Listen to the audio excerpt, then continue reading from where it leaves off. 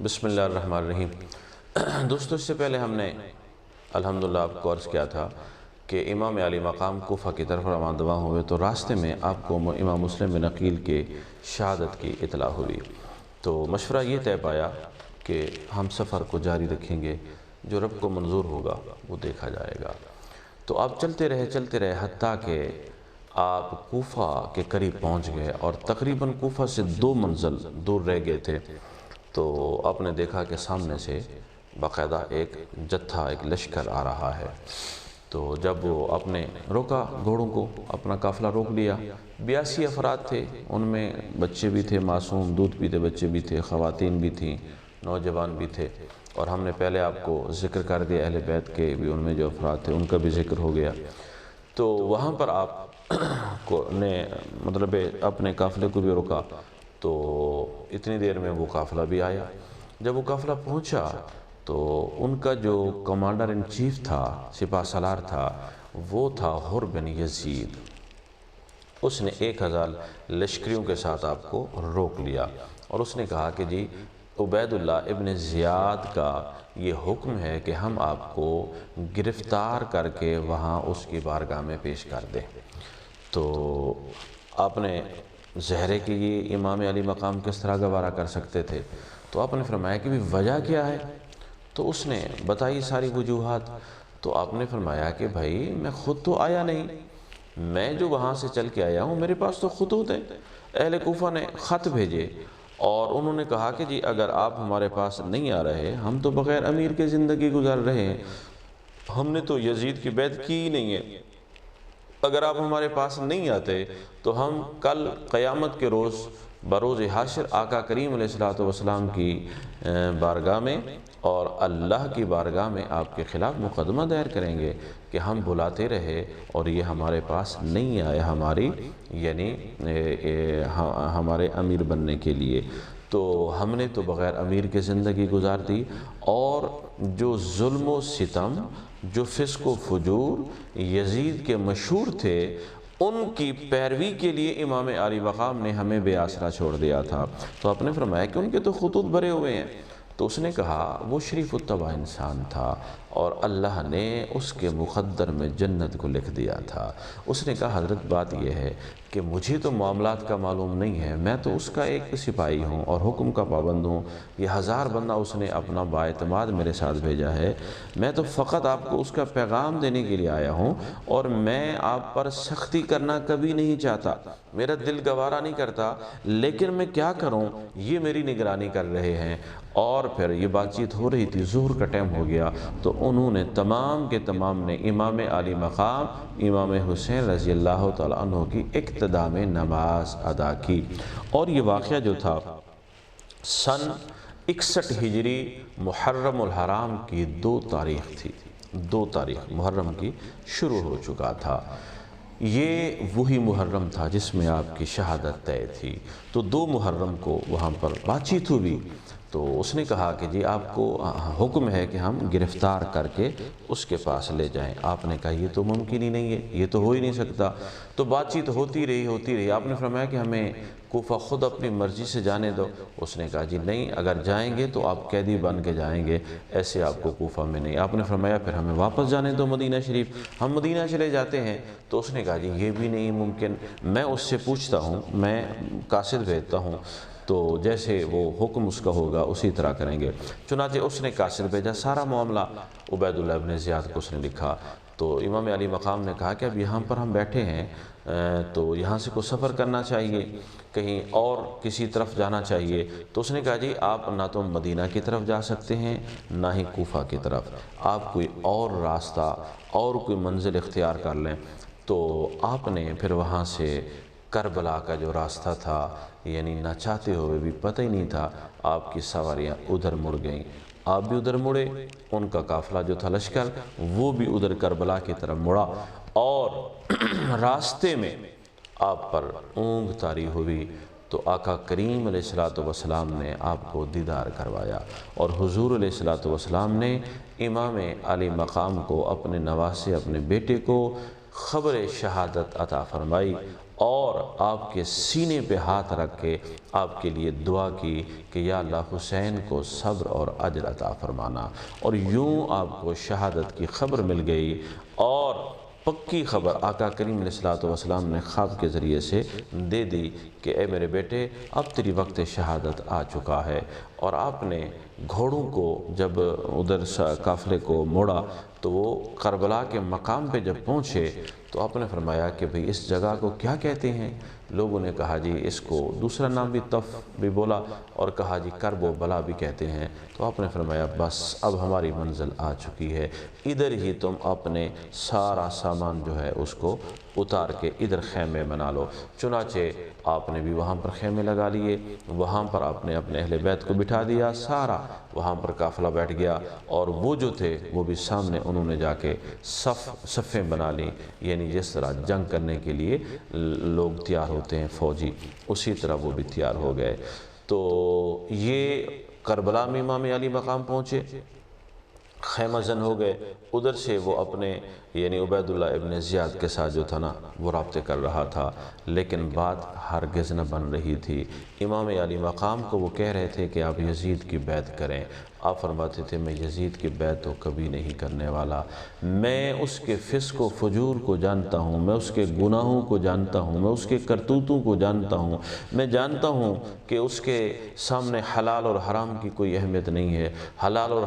حرام کے درمیان وہ تمیز نہیں کرتا۔ ہاں جی، تو جن رشتوں کو اللہ نے حرام کیا ہے وہ تو ان کے ساتھ بھی نکاح کو جائز سمجھتا ہے، شراب پیتا ہے، گانے سنتا ہے وغیرہ وغیرہ، تو میں اس کی ہرگز بیعت نہیں کروں گا، بیعت نہیں کروں گا۔ تو انہوں نے کہا اگر آپ بیعت نہیں کرتے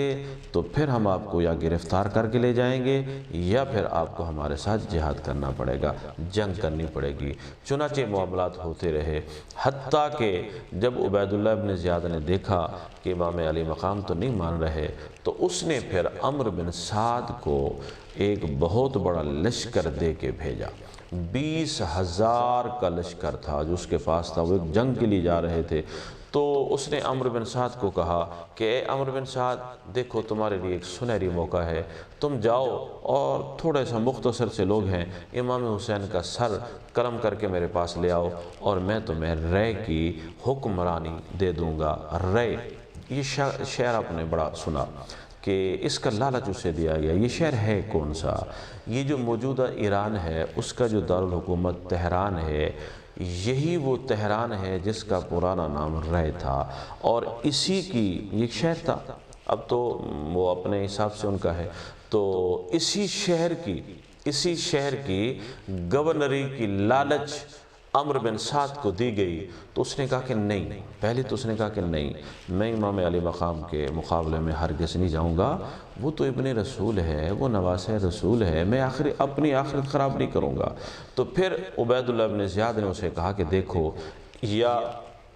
اس کے مقابلے میں جنگ کے لیے جاؤ یا پھر تم تیار ہو جاؤ اور ہم خود تم سے جنگ کریں گے اور میں تیرا سر قلم کر کے یزید کے پاس بھیج دوں گا۔ یہاں پر جب اس نے یہ اسے دھمکایا اور پھر ادھر سے حکومت کی اسے آفر کی، تو پھر ظاہر ہے کہ بڑے بڑے لوگ بک جاتے ہیں، اور یہ بکنے کی تاریخ وہیں سے گویا کہ شروع ہوئی، اور صرف وہیں نہیں اس سے پہلے بھی لوگ انبیاء کے خلاف بکتے رہے ہیں۔ تو وہ وہاں پر بکا، ایک بہت بڑے جلیل القدر صحابی فاتح ایران حضرت سعد بن ابی وقاص رضی اللہ تعالیٰ عنہ کا وہ بیٹا تھا۔ یہ سعد بن ابی وقاص وہ ہے جس کو یہ اعزاز حاصل ہے۔ آقا کریم علیہ السلام نے جنگ بدر میں فرمایا تھا اے سعد تجھ پہ میری ماں اور میرا باپ قربان ہوں، دونوں کو حضور نے اس صحابی کے لیے جمع فرمایا۔ اور یہ وہ ہے کہ غزوہ بدر میں سب سے پہلے انہوں نے تیر پھینکا تھا اور عرض کی تھی یا رسول اللہ صلی اللہ علیہ وسلم آپ گواہ ہو جائیں کہ میں باطل کے خلاف حق کی طرف سے سب سے پہلے میں ہی تیر پھینک رہا ہوں، اور حضور نے اسے تیر اٹھا کے دیا۔ یہ اسی سعد بن ابی وقاص کا نالیک ناخلف بیٹا تھا جو دنیا کے لالچ میں آ کے امام علی مقام کے مقابلے میں آ گیا، 20,000 کا لشکر لے کے یہ کربلا میں پہنچا۔ اس کو پتہ تھا، یہ سمجھتا تھا، اس کے دل میں دماغ میں یہ پتہ تھا کہ میں کس کے مقابلے میں جا رہا ہوں۔ پھر جب یہ وہاں پر وہ گیا اور اس نے امام علی مقام کے ساتھ ملاقات کی، ظاہر ہے کہ اس کی ہمدردی تو تھی، اسے پتہ تھا، تو پھر اس نے امام علی مقام کو گفتگو پہ راضی کر لیا۔ جب گفتگو پہ راضی کیا تو آپ نے فرمایا کہ دیکھو ہمیں واپس جہاں سے ہم آئے ہیں مدینہ شریف ہمیں واپس بھیج دو، ہم ادھر ہی چلے جائیں گے۔ تو اس نے پھر عبید اللہ ابن زیاد کو خط لکھا، اس نے کہا کہ معاملہ جو ہے وہ ٹھنڈا ہو گیا ہے اور معاملہ حل ہوتا ہوا مجھے نظر آ رہا ہے کہ امام علی مقام اس بات پہ راضی ہو گئے ہیں کہ میں واپس جہاں سے آیا ہوں میں دوبارہ مدینہ شریف چلا جاتا ہوں یا مکہ شریف چلا جاؤں گا اور میں کوفہ نہیں آتا، تو لہٰذا تم بھی تھوڑا اس میں نرمی اختیار کرو اور ان کو واپس جانے دو۔ جب وہ نہیں لڑنا چاہتے، جنگ نہیں کرنا چاہتے، کوفہ میں آنا نہیں چاہتے اور لوگوں نے خطوط ان کو لکھے ہیں، تو ہمیں کیا غرض ہے ان کا راستہ روکنے کے لیے۔ تو عبید اللہ ابن زیاد جو تھا اس کو جب یہ خط پہنچا تو اس نے کہا کمال کا یہ بندہ ہے، امیر کے ساتھ بھی خیر خواہی کر رہا ہے، اپنی ذات کے ساتھ بھی خیر خواہی کر رہا ہے اور امام حسین کے ساتھ بھی یہ خیر خواہی کرنا چاہتا ہے، چلو میں اس بات پہ راضی ہوں اور میں یزید کو لکھ دوں گا کہ وہ واپس چلے گئے تھے۔ لہٰذا اس نے جب یہ ارادہ کر لیا تو وہاں پر شمر لعین بیٹھا ہوا تھا۔ یہ وہ بدبخت ہے کہ جو امام علی مقام کا قاتل ہے اور اس کی نشاندہی احادیث کے اندر پہلے سے موجود ہے، جو اس کے جسم کے دھبے تھے، جو اس کا رنگ روپ تھا، اس کی نشاندہی آقا کریم علیہ السلام نے پہلے سے کر دی تھی اور بتا دیا تھا کہ اس طرح کا یعنی ایک شیطان صفت انسان میرے اوپر حملہ کر رہا ہے، مطلب میرے بیٹے کو وہ شہید کرے گا۔ تو چنانچہ اس نے کہا کہ نہیں عبید اللہ یہ کیا کر رہے ہو، وہ تو عمرو بن سعد تو اس کے ساتھ ملا ہوا ہے، میں نے سنا ہے کہ رات بھر وہ بیٹھ کے خیموں کے درمیان باتیں کرتے رہتے ہیں، وہ اس کے ساتھ میل ملاپ کرتے، اس کے ساتھ مل کے نمازیں پڑھ رہا ہے، تو وہ تو اسی کا ساتھی ہے نا، تم اس طرح نہ کرو، اس کو خط لکھو کہ بس امام علی مقام کو یا گرفتار کرے یا اسے شہید کر کے سر تمہارے سامنے پیش کرے، اگر یہ کر سکتے ہیں تو ٹھیک ہے ورنہ تم اس کو معزول کر دو اور مجھے کمان دے دو۔ تو اس نے کہا ہاں تم صحیح بات کرتے ہو۔ اب وہ دونوں شیطان جب مل گئے تو اس نے پھر خط جاری کیا شمر لعین کو، اور شمر لعین جو تھا اس کو اس نے لیٹر جاری کیا، سارا اس نے لکھا عمرو بن سعد کو کہ یا تو تم ان کو گرفتار کر کے لے آؤ یا ان کا سر قلم کر کے لے آؤ، اس کے علاوہ ہمیں اور کچھ نہیں چاہیے، اگر تم یہ نہیں کر سکتے تو پھر شمر لعین آ رہا ہے، یہ اس کو کمان دے دو، یہ چیف بن جائے گا، سپاہ سالار بن جائے گا اور تم معزول ہو جاؤ گے۔ چنانچہ 1000 کا لشکر یہ لے کے 1000 پہلے، 1000 یہ 20,000 اس کے ساتھ ابن سعد کے ساتھ، 1000 حر کے ساتھ، 1000 شمر، 22,000 کا لشکر 82 لوگوں کے مقابلے کے لیے گیا ہوا تھا۔ تو وہاں پر یہ 1000 کا لشکر لے کے گیا، اس نے جا کے ابن سعد کو خط دکھایا تو ابن سعد نے کہا تجھے تو خدا تباہ کرے، تو برباد ہو جائے کہ معاملہ تو بالکل سلجھ گیا تھا لیکن تو نے اسے الجھا دیا ہے، اپنی بھی آخرت خراب کر دی، میری بھی آخرت خراب کر دی۔ اور اس نے کہا کہ میں اپنا سر تو نہیں پیش کروں گا، میں خود اس کا کمانڈر ان چیف رہوں گا، سپاہ سالار رہوں گا اور میں خود امام علی مقام کو معاذ اللہ گرفتار کر کے یا ان کے ساتھ جنگ کر کے انہیں ان کے پاس پیش کروں گا۔ تو چنانچہ دوسرا حکم یہ تھا ابن زیاد کا کہ یہ امام حسین اس طرح تو تمہارے قابو میں آنے والا نہیں ہے، یہ علی المرتضیٰ شیر خدا کا بیٹا ہے، اس کی رگوں میں سیدہ طیبہ مخدومہ کائنات سیدہ فاطمہ الزہرا کا دودھ اور علی المرتضیٰ کا خون ہے، یہ ایسے تو نہیں بیٹھے گا، پہلے اسے کمزور کرو۔ اور انہوں نے 7 محرم الحرام کو مکمل پانی بند کر دیا اور جو چیزیں آپ کو کھانے پینے کے لیے ضرورت ہوتی تھی تو وہ بھی انہوں نے ہر طرف سے پہرا لگا دیا اور ہر طرف سے کھانا پینا جو تھا وہ بند ہو گیا، اور یوں 3 دن 3 راتیں مسلسل آل نبی پہ پانی کو بند کر دیا گیا۔ یہ روایت پانی کو بند کرنے کی کچھ لوگوں نے کہا کہ نہیں ہے، حالانکہ نہیں ہے، یہ تو بڑے بڑے مورخین نے لکھا کہ 7 محرم الحرام کو پھر پانی بند کر دیا گیا تھا اور پھر بھی گفتگو ہوتی رہی۔ 9 محرم الحرام کو وہ جنگ کرنے کے لیے بالکل تیار ہو گئے ان کے وہ گھوڑے بھی تیار، ان کے فوجی بھی تیار تھے۔ تو امام علی مقام کو سیدہ طیبہ سیدہ زینب رضی اللہ تعالیٰ عنہ نے کہا کہ بھائی لگتا ہے کہ وہ تو بالکل خیموں کے قریب آ گئے ہیں۔ تو امام علی مقام نے جب دیکھا کہ واقعی وہ تو آ رہے ہیں تو آپ نے عمرو بن سعد کو کہا کہ ہماری اور آپ کی تو گفتگو چل رہی تھی، تو یہ یکدم حالات کیسے خراب ہو گئے؟ اس نے ساری صورتحال بتائی کہ یا بیعت کریں یا پھر سر دے دیں۔ آپ نے فرمایا کہ پلید کے ہاتھ میں حسین کا ہاتھ کبھی نہیں آتا، یہ ہاتھ تو وہ ہے کہ جس کے نبی نے آقا کریم علیہ السلام نے بوسے لیے ہیں۔ میں اپنی گردن، وہ گردن جو بوسہ گائے مصطفیٰ ہے، وہ کٹوا تو سکتا ہوں، ایک دین کے ظالم ترین فاسق شخص کے سامنے جھکا نہیں سکتا۔ تو آپ نے فرمایا کہ تم جنگ کے لیے تیار ہو؟ اس نے کہا جی جنگ کرنی پڑے گی۔